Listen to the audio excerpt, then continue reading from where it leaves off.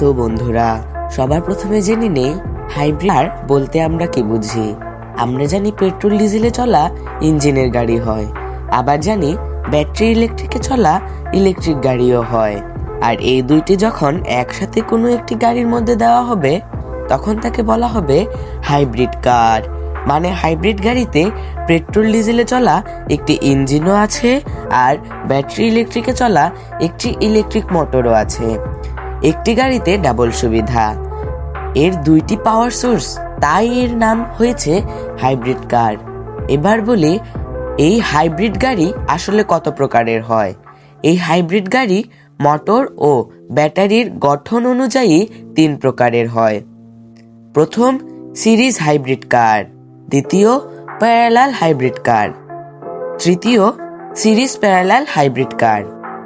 এবার আসি হাইব্রিড গাড়ির মেইন পয়েন্টে, মানে এই গাড়ির ভালো খারাপ দিক নিয়ে। প্রথমে যদি এর ভালো দিকের কথা বলি তাহলে শুধু ইঞ্জিনের গাড়ি চালানোর ফিউল খরচ অনেক কম। মানে সোজা শব্দে যদি বলি, একটা পেট্রোল ইঞ্জিনের গাড়িতে যদি 14 থেকে 15 মাইলেজ দেয় তাহলে এখানে ইঞ্জিন ও ব্যাটারি মিলে 25 থেকে 26 মাইলেজ দিয়ে দিবে।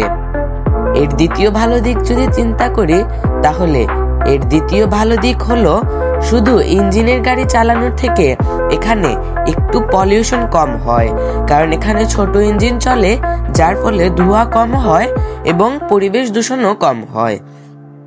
এই ভালো দিকগুলো রয়েছে এই গাড়িতে। তবে শুধু তাই নয়, যার ভালো দিক আছে তার খারাপ দিকও আছে। এবার আসা যাক এর খারাপ দিক নিয়ে।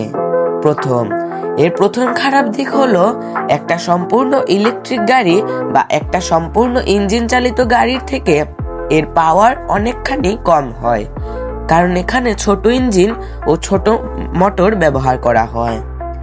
দ্বিতীয় খারাপ দিক হলো সাধারণত একটি ইলেকট্রিক বা ডিজেল পেট্রোলে চলা গাড়ির থেকে এর দাম একটু বেশি হয়। তো বন্ধুরা, আজকের মতো এতটুকুই। দেখা হবে নতুন কোনো এপিসোড বা নতুন কোনো টপিক নিয়ে।